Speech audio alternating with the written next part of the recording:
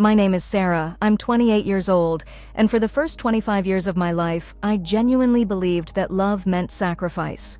I thought being the responsible daughter meant working myself to exhaustion while watching my parents fund my brother's comfortable lifestyle. I thought family loyalty meant accepting that I would always come second, that my needs would always be considered optional, that my struggles were just character-building exercises, while his were emergencies requiring immediate financial intervention.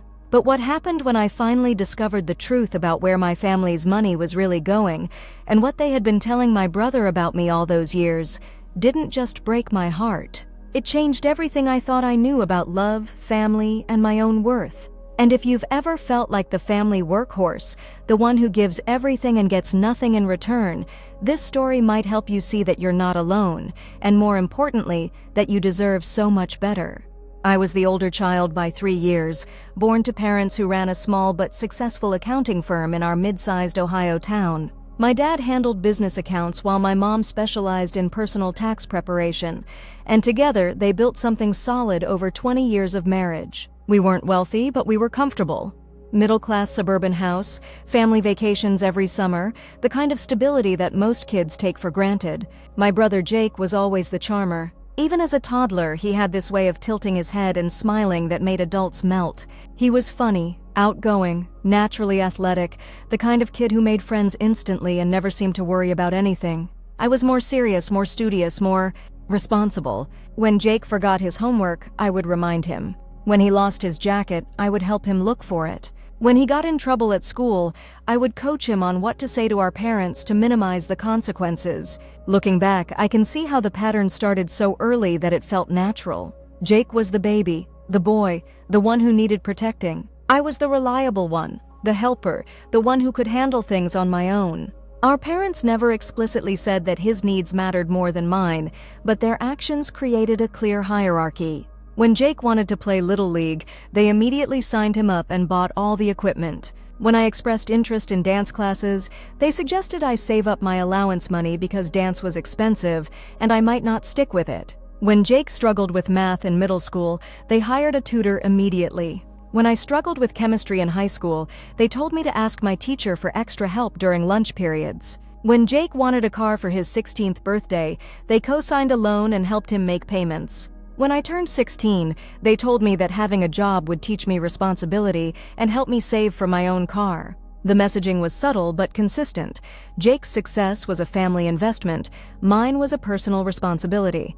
I started working at 15, initially just weekend shifts at a local coffee shop to save money for the car I desperately wanted. The job was actually a relief in some ways. At work, I was valued. My manager praised my reliability, my customer service skills, my ability to handle busy periods without getting flustered. Customers remembered my name and asked for me specifically. For the first time, I was experiencing appreciation for my efforts rather than having them treated as simply expected.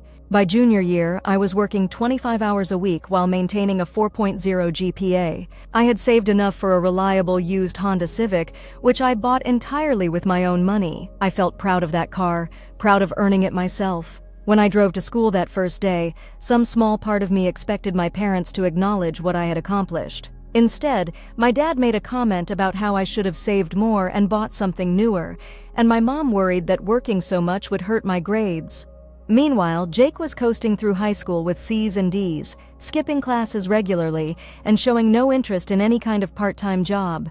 When my parents expressed concern about his grades, it was with gentle worry rather than consequences. When they talked about my intensive work schedule, it was with subtle criticism about my priorities. I graduated valedictorian and received a partial scholarship to the state university 40 minutes from home. The scholarship covered about 60% of tuition, which meant I would need to continue working to pay for the remainder plus room, board, and expenses. I was accepted into the business program with plans to eventually help my parents expand their accounting firm. I had visions of adding marketing services, maybe financial planning, growing what they had built into something bigger and more successful. Jake graduated with a 2.1 GPA and no clear plans for his future. He talked vaguely about going to community college, maybe studying something practical like automotive repair or construction management. My parents encouraged him to take a gap year to figure out what he really wanted to do. They said he was too young to make such important decisions, that he needed time to mature and discover his passions. I remember feeling a sharp stab of resentment when they said this. I had been working and planning my future since I was 15, but apparently Jake needed special consideration and time to explore his options. Still, I pushed down these feelings and focused on my own goals. I was excited about college, about finally being in an environment where hard work and intelligence were valued above charm and social connections. College started well. I thrived academically, made solid friendships with other serious students, and quickly found work-study positions that helped cover my expenses. I worked in the campus library 15 hours a week and picked up weekend shifts at a restaurant near campus. Between work and studies, my schedule was demanding, but I felt purposeful and productive. Then Jake decided he wanted to move out of our parents' house. He had been living at home for 8 months since high school graduation, working sporadically at a local hardware store and spending most of his free time playing video games or hanging out with friends. Suddenly, he announced that he felt ready to experience independence and wanted to rent an apartment with his best friend Marcus. He had found a nice 2-bedroom place about 10 minutes from our parents' house, nothing fancy but clean and spacious, for $800 a month split between the two of them. The problem was that Jake had maybe $300 in savings and no steady income. He had been fired from the hardware store job for showing up late too frequently, and his job search efforts were minimal at best. Marcus was in a similar situation, recently fired from a restaurant job and living off sporadic gig work. Most parents would have seen this as an opportunity to teach responsibility. They might have told Jake that if he wanted independence, he needed to prove he could support himself first.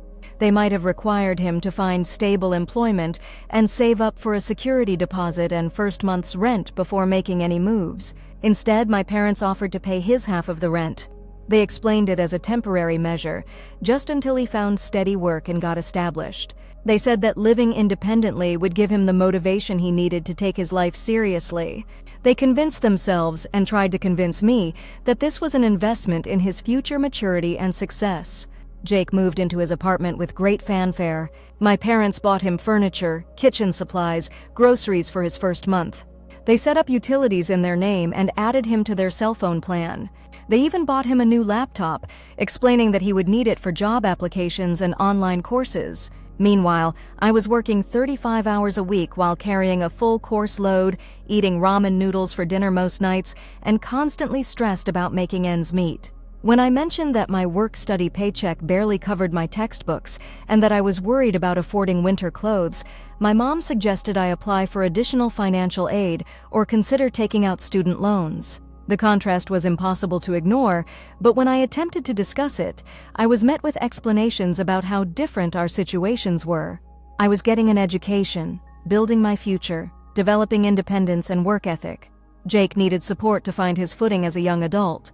They were helping him because he was struggling, while I was clearly capable of handling things on my own. The first year of this arrangement was maddening but manageable. I threw myself into my studies and work, graduating my freshman year with a 3.95 GPA and a promotion to head student assistant in the library. I tried to focus on my own goals rather than dwelling on the unfairness of Jake getting $400 a month in rent support while I survived on energy bars and determination. Then Jake lost another job and my parents increased their support.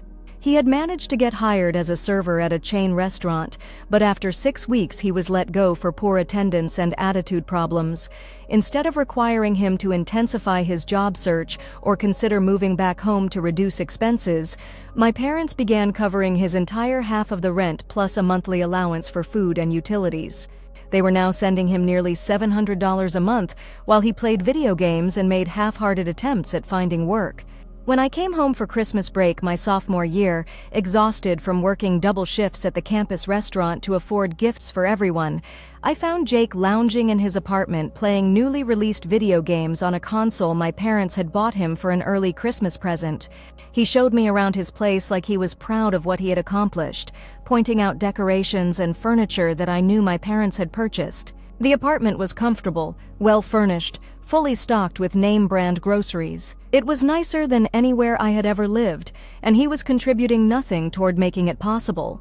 When I asked how the job search was going, he shrugged and said he was being selective about opportunities because he didn't want to get stuck in another toxic work environment. I spent that Christmas break working at my old coffee shop to earn extra money for spring semester textbooks. Every morning, I drove past Jake's apartment on my way to work and felt the unfairness of the situation like a physical weight in my chest. But whenever I attempted to raise the issue with my parents, they deflected with comments about how proud they were of my work ethic and academic success, as if my achievements justified their neglect. By my junior year, I was working 40 hours a week while maintaining my course load. I had dark circles under my eyes, lived on coffee and granola bars, and hadn't bought new clothes in over a year. I was constantly tired, constantly stressed about money, constantly resentful of a situation that everyone else seemed to accept as perfectly normal. Jake, meanwhile, had settled into a comfortable routine of unemployment subsidized by our parents. He slept until noon, spent afternoons playing video games or hanging out with friends, and had developed expensive tastes in food and entertainment that my parents enabled without question. When I visited his apartment, I found organic groceries, craft beer, streaming service subscriptions, and gaming equipment that cost more than I spent on food in 6 months. The breaking point came during my senior year when I needed money for a professional internship opportunity. I had been offered an incredible position with a regional accounting firm that specialized in small business consulting. The internship was unpaid but offered incredible learning opportunities and almost guaranteed job placement after graduation. The problem was that it would require me to reduce my work hours significantly, which meant I wouldn't be able to afford my basic living expenses. I needed approximately $800 a month for 4 months to cover rent and food while completing the internship. This would position me perfectly for my career goals and potentially lead to a job offer that would allow me to start paying back my student loans immediately after graduation. When I approached my parents about a temporary loan, something I had never asked for before despite 4 years of financial struggle, they hesitated. They explained that money was tight, that they were already supporting Jake and couldn't take on additional financial obligations. They suggested I decline the internship and look for paid work instead, or consider taking out additional student loans to cover the shortfall. I sat in their living room, listening to them explain why they couldn't spare $800 a month for 4 months to help their daughter who had worked tirelessly for 4 years, while they had been sending Jake nearly that amount every single month for 3 years with no end date in sight. The math was simple and brutal. They had given my unemployed brother over $25,000 while telling their honor student daughter that $800 was too much to ask.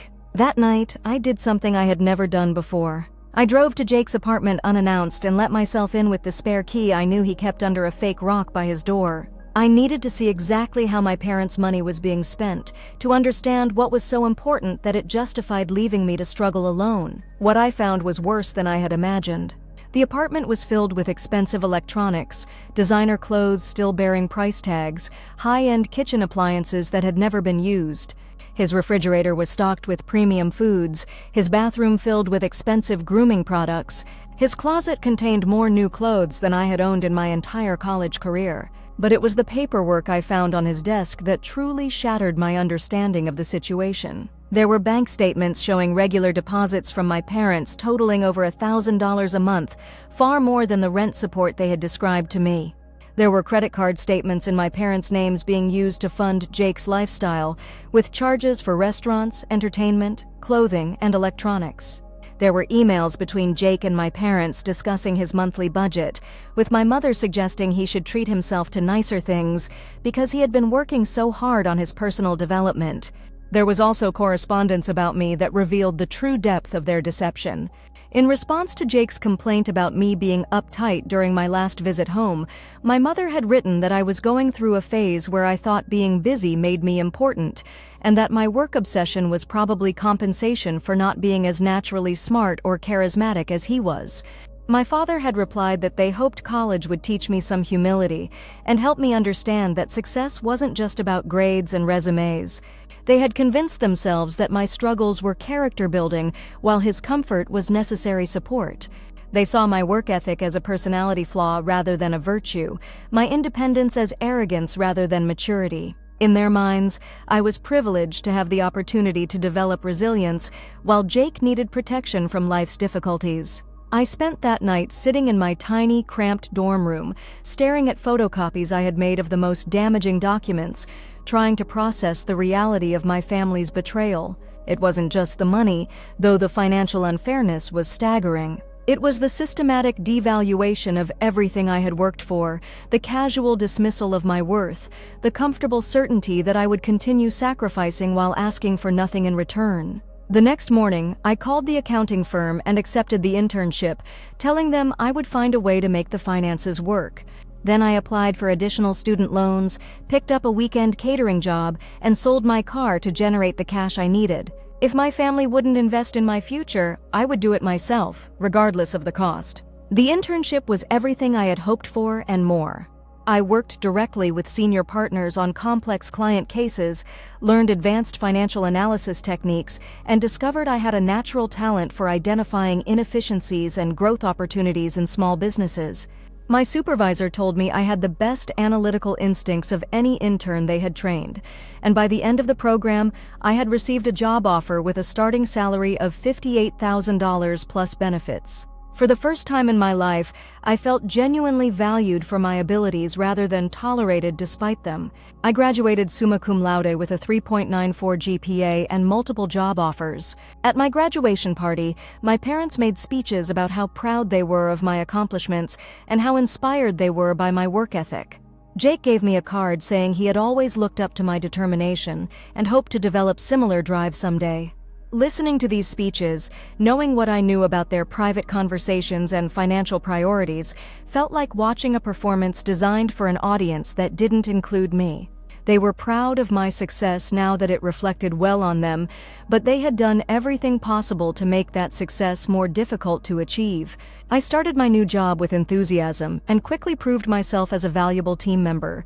Within 6 months, I was handling clients independently and generating revenue that exceeded my salary. Within a year, I was promoted to senior associate with a salary increase to $68,000. My student loan payments were manageable, I had moved into a nice apartment, and for the first time in my adult life, I wasn't constantly worried about money.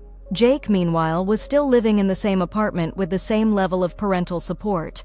He had taken a few community college classes but dropped out when they became challenging.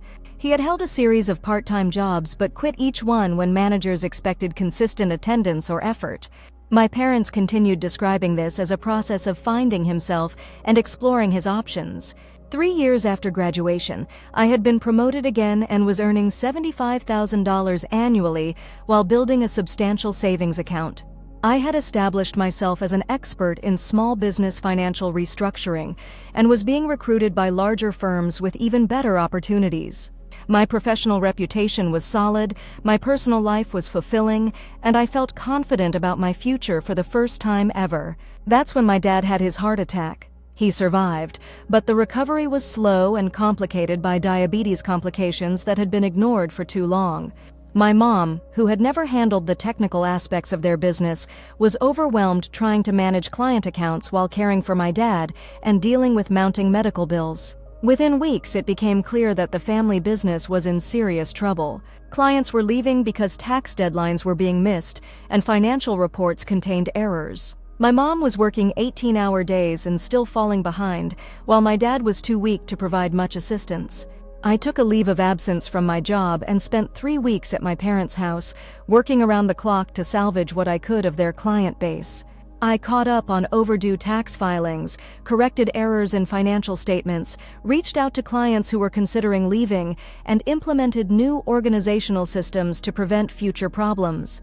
The experience reminded me why I had originally wanted to join the family business, and it also showed me how much I had learned in my years away. I could see inefficiencies and growth opportunities that my parents had never recognized, ways to modernize their systems and expand their services that could make the business more profitable than it had ever been. During this crisis, Jake's contribution was exactly what you would expect. He visited our dad in the hospital a few times and helped move some furniture when my mom wanted to rearrange the office. Otherwise, he continued his normal routine of sleeping late, playing games, and spending my parents' money. When I suggested he could help by taking over some basic administrative tasks, he said he didn't want to interfere with systems he didn't understand. After I returned to my job, my parents' business continued struggling.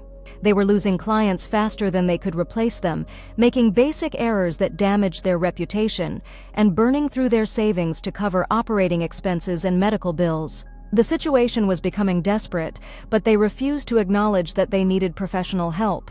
That's when I made them an offer that should have been a relief. I proposed taking an extended leave of absence to help restructure their business, modernize their systems, and rebuild their client base. I had connections with small business owners who needed accounting services, experience with the exact problems they were facing, and the energy and expertise they lacked. I estimated that I could stabilize their income and reduce their workload within 6 months, potentially positioning them for growth that would secure their retirement. All I asked for in return was the same level of financial support they had been providing Jake for over 4 years.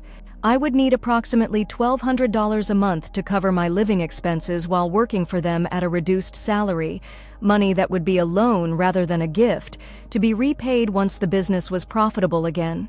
Their response revealed everything I needed to know about how they viewed my worth compared to my brother's. They said they appreciated the offer but couldn't afford to support me financially while maintaining Jake's current situation. They explained that Jake was finally starting to make progress on his personal development and that disrupting his stability now could undo years of growth. They suggested I should view helping them as an investment in my eventual inheritance rather than expecting immediate compensation. In other words, they would rather watch their business fail than temporarily reduce the money they were giving my unemployed brother to support their accomplished daughter, who was offering to save everything they had worked for. I sat in their living room listening to this explanation and felt something fundamental shift inside me. This wasn't about money or fairness anymore. This was about a family that had decided, consciously or unconsciously, that one child's comfort mattered more than the other child's existence. I told them I needed time to think about their response, then went home and spent the weekend reviewing everything I knew about their situation. I looked at their business financial statements, estimated their personal expenses, calculated the total they had given Jake over the years, and compared it to what they were claiming they couldn't afford to offer me. The numbers told a clear story. They had given Jake over $40,000 in direct support over 4 years, plus additional money for furniture, electronics, clothing, and entertainment. They were currently spending over $1,500 a month on his lifestyle. Meanwhile, they were claiming they couldn't afford to lend me $1,200 a month for 6 months to save their business. But what hurt more than the financial hypocrisy was the realization that they saw my sacrifices as unlimited and unconditional, while viewing Jake's comfort as a sacred responsibility. That's when I decided to stop participating in my own devaluation. Instead of taking leave to help them, I accepted a job offer from a prestigious firm in a city 3 hours away. The position came with a substantial salary increase, excellent benefits, and opportunities for advancement that didn't exist in my small hometown. It also meant I would no longer be available as free labor whenever my family needed help, but couldn't afford to pay for it. My parents were shocked when I announced my decision. They had assumed I would eventually sacrifice my career to save theirs, just as I had always sacrificed my needs for the family's convenience. They couldn't understand why I was abandoning them in their time of crisis, why I was prioritizing money over family loyalty.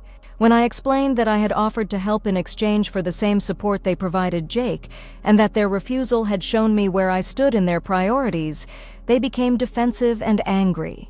They accused me of being selfish and ungrateful, of holding past financial decisions against them when they had always done their best to be fair. The conversation that followed was the most honest discussion we had ever had about our family dynamics, and it was devastating.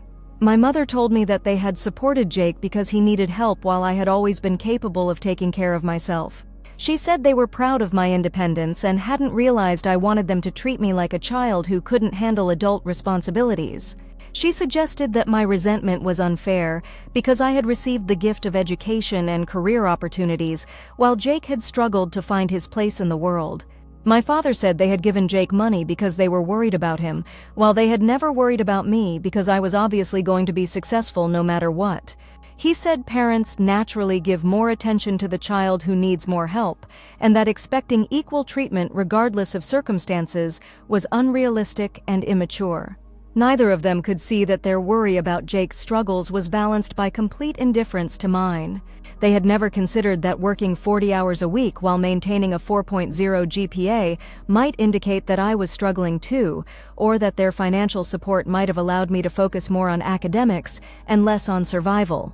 They had interpreted my competence as evidence that I didn't need help rather than recognition that I deserved support. Most painfully, they had convinced themselves that character building through hardship was a gift they were giving me, while comfort and support were necessities they were providing Jake. In their minds, my struggles were proof of my strength, while his struggles were proof of his need for rescue. I moved to the new city the following month and threw myself into building a life that didn't revolve around my family's dysfunction.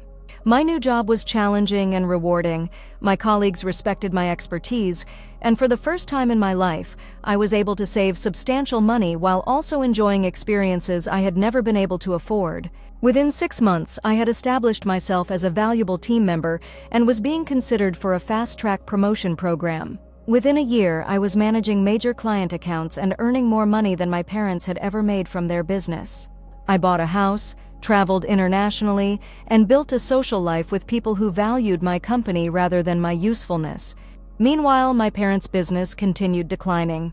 They lost several major clients, made costly errors that resulted in penalties and lawsuits, and eventually had to sell their office building to cover debts. My dad's health problems worsened due to stress, and my mom's exhaustion was taking a serious toll on her own well-being. Jake's situation remained exactly the same.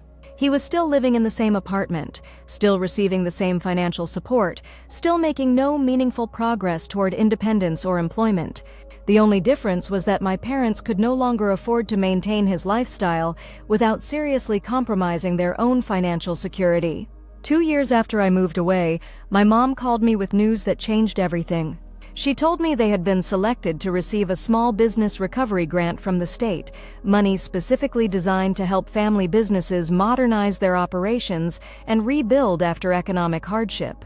The grant was substantial, enough to update their technology, implement new systems, and potentially attract new clients. However, there was a requirement that had them panicked.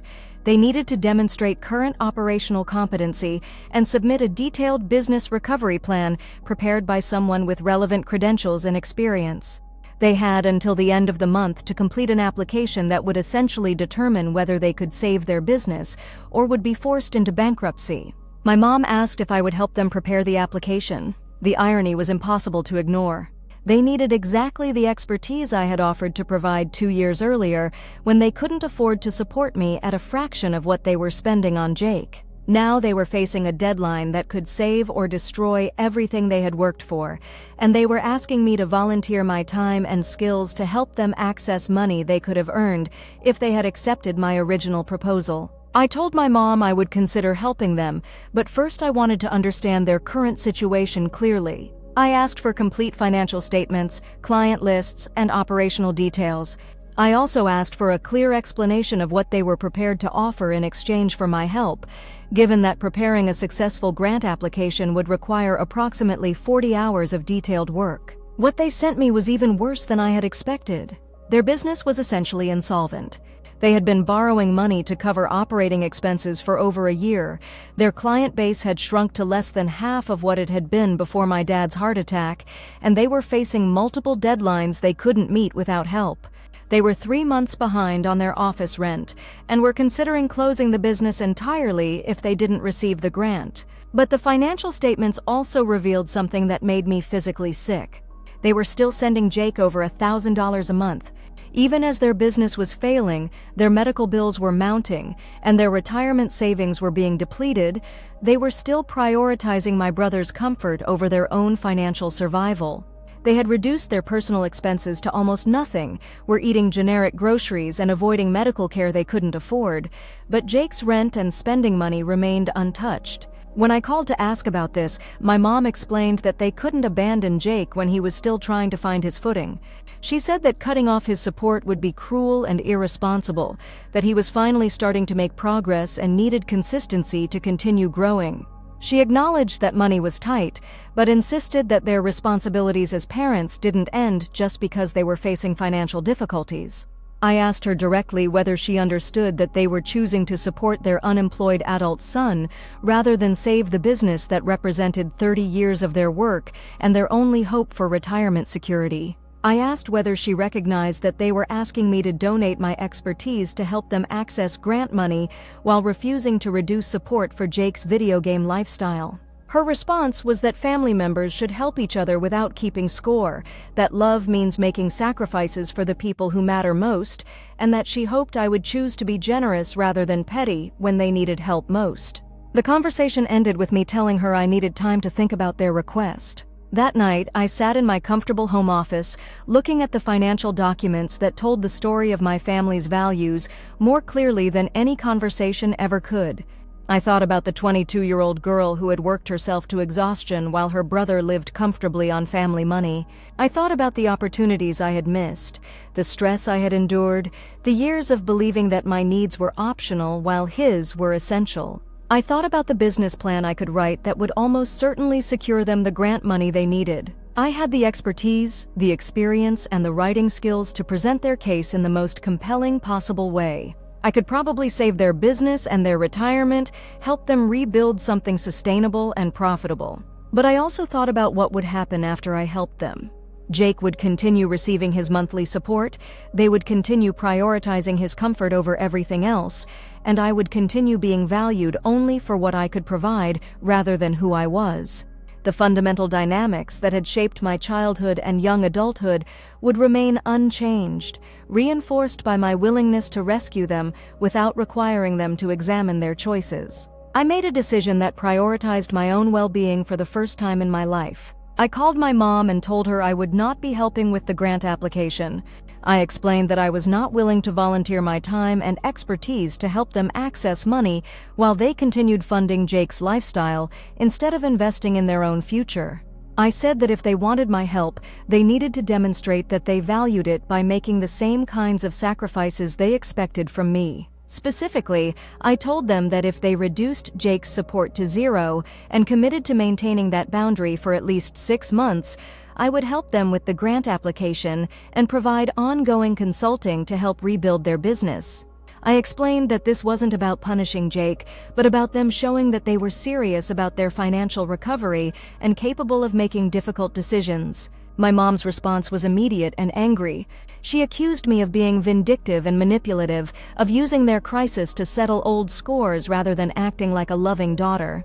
She said she was disappointed that I had become the kind of person who would abandon family members in their time of greatest need, that my success had made me cold and selfish. My dad called later that day with a more measured but equally hurtful message. He said they understood I felt they had been unfair in the past, but that now wasn't the time to litigate old grievances. He said that Jake wasn't the problem, that their business struggles were due to circumstances beyond their control, and that withholding my help would hurt innocent people who depended on their services. Neither of them could acknowledge the central issue. They were asking me to save them while refusing to make the same kinds of sacrifices they had always expected from me. Over the following weeks, they tried multiple approaches to change my mind. They had other family members call to explain how unreasonable I was being, how much my parents had sacrificed for both their children, how disappointed everyone was in my selfishness. They sent emails detailing their financial struggles and explaining how the grant money could help them rebuild something for everyone's future benefit. They tried guilt, manipulation, anger, and pleading. The one thing they never tried was actually considering my conditions. Jake himself eventually called, which was the first time we had spoken in over a year. He told me he understood why I was upset about the money they had given him, but that punishing our parents for trying to help him wasn't going to solve anything. He said he would be fine if they reduced his support temporarily, but that making this a condition for helping them was cruel and unnecessary. This conversation revealed something I hadn't fully understood before. Jake genuinely didn't grasp how much money our parents had given him or how their support of him had affected me. In his mind, he had been receiving modest help during a difficult period, while I had been succeeding independently through my own efforts. He saw our parents' current crisis as unrelated to their years of supporting him, and my conditions as arbitrary punishment rather than reasonable boundaries. He had been so insulated from consequences and so accustomed to financial support that he couldn't recognize the connection between their years of subsidizing his lifestyle and their current inability to invest in their business recovery. He thought the money they had given him was separate from the money they needed to rebuild, that supporting him had nothing to do with their inability to support their own future. The grant application deadline passed without submission. My parents' business closed 6 weeks later.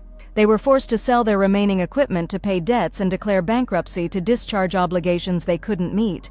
My dad's health continued declining under the stress, requiring expensive treatments they couldn't afford.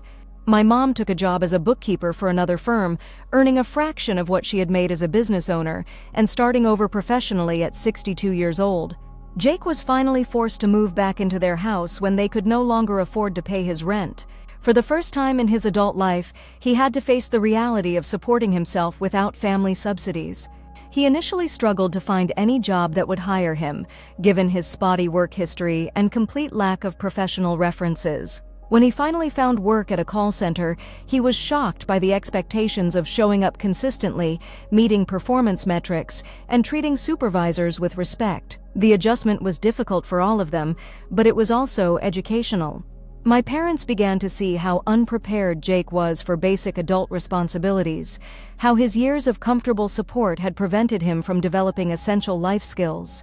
They watched him struggle with tasks like budgeting, managing time, and handling workplace conflicts, realizing that their protection had actually handicapped him rather than helping him grow. For the first time, they had to confront the possibility that their financial support had been enabling rather than nurturing, that their different treatment of their children had been based on assumptions rather than real needs. Meanwhile, my own life continued flourishing. I received the promotion I had been working toward, which came with a salary increase to $95,000 and management responsibilities that I genuinely enjoyed. I bought a larger house with a home office where I could consult with small business clients in my spare time, generating additional income while building expertise that made me even more valuable in my primary role. I also began volunteering with a nonprofit organization that provided business mentoring to women entrepreneurs, work that was personally fulfilling and professionally beneficial. Through this volunteer work, I met other successful women who had overcome family dysfunction and childhood challenges, people who understood the complex emotions involved in setting boundaries with family members who had consistently undervalued your worth. These relationships taught me that my experience wasn't unique, that many successful people had families who took their achievements for granted while requiring constant support for less accomplished siblings. They helped me understand that loving your family doesn't mean accepting unlimited exploitation, that setting boundaries is healthy rather than selfish. 2 years after my parents' business closed, my mom reached out with a very different kind of conversation. She told me she had been attending counseling sessions to help process the stress of their financial collapse and her adjustment to working for someone else rather than running her own business. Through these sessions, she had begun to examine the family dynamics that had contributed to their crisis, including their long-term financial support of Jake and their assumptions about what each of their children needed from them. She said she was starting to understand how their treatment of Jake and me had been based on unconscious gender expectations and birth order assumptions rather than our actual needs or capabilities. She acknowledged that they had given Jake money because they worried about him while expecting me to handle difficulties on my own, not because his needs were more important, but because they had different ideas about what their children required from them. Most importantly, she said she was beginning to see how their failure to invest in their business recovery, while continuing to support Jake's lifestyle, had revealed priorities that weren't sustainable or fair. She admitted that asking me to volunteer my expertise while refusing to reduce his support had been unreasonable, that they had expected me to make sacrifices they weren't willing to make themselves. This conversation was the beginning of a slow, careful process of rebuilding our relationship on more honest and equitable terms. My mom began acknowledging specific instances where they had treated Jake and me differently, recognizing how these patterns had affected both of us negatively. She admitted that their worry about Jake had blinded them to the struggles I was facing, that their pride in my independence had been an excuse for not providing support I deserved. She also began holding Jake accountable for his choices in ways they had never done before. When he complained about his job or living situation, she reminded him that he was 28 years old and responsible for building his own life. When he suggested they could help him get his own place again, she explained that their previous support had prevented him from developing necessary skills and wouldn't be repeated. My dad's participation in this process was slower and more reluctant. He struggled to accept that their parenting decisions had been based on flawed assumptions, that their good intentions had created harmful dynamics. He continued to view Jake's struggles as evidence that he needed more support, rather than recognition that previous support had been counterproductive. However, as Jake gradually developed more independence and responsibility, my dad began to see that expectations and boundaries were more helpful than rescue and enabling. When Jake successfully completed 6 months at his call center job and was promoted to a team lead position, my dad finally acknowledged that struggle had been more beneficial than comfort. 3 years after their business closed, my parents had stabilized their financial situation, and Jake had developed genuine employment skills and work ethic. They had downsized to a smaller house but were no longer facing bankruptcy, and Jake was living independently while actually supporting himself. My relationship with them had evolved into something more honest and balanced. I was no longer the family crisis manager, expected to solve their problems while receiving no support for my own challenges. They had begun acknowledging my expertise and contributions without taking them for granted, recognizing that my help was a gift rather than an obligation. I eventually provided some consulting assistance to help my mom excel in her new job, and I helped Jake develop financial planning skills that allowed him to save money and set professional goals. But these contributions were voluntary and appreciated rather than expected and exploited. The experience taught me that changing family dynamics requires sustained commitment to new boundaries, willingness to accept temporary conflict in service of long-term health, and recognition that love doesn't require unlimited sacrifice. It also taught me that my worth had never been dependent on my family's recognition, that building a life based on my own values and goals was more satisfying than any external validation. Today, I'm 32 years old and earning over $100,000 annually in a career I love. I own my home, have substantial savings, and maintain relationships with family members who respect my boundaries and value my contributions. I've learned to distinguish between healthy interdependence and exploitation, between loving support and enabling dysfunction. If you're watching this because you recognize yourself in my story, because you're the responsible child in a family that takes your sacrifices for granted while rescuing your siblings from every consequence, I want you to know that you deserve better. Your achievements matter, your struggles are valid, and your needs are not optional. Setting boundaries with family members who have grown accustomed to your unlimited availability is difficult and sometimes painful, but it's also necessary for your own well-being and ultimately healthier for everyone involved. You can love your family while refusing to accept treatment that diminishes your worth. Your value isn't determined by how much you can sacrifice or how many problems you can solve for other people. You deserve relationships where your contributions are appreciated rather than expected, where your needs are considered rather than dismissed, where your success is celebrated rather than taken for granted. Have you experienced similar family dynamics? Have you struggled with being the responsible child while watching siblings receive support you were never offered?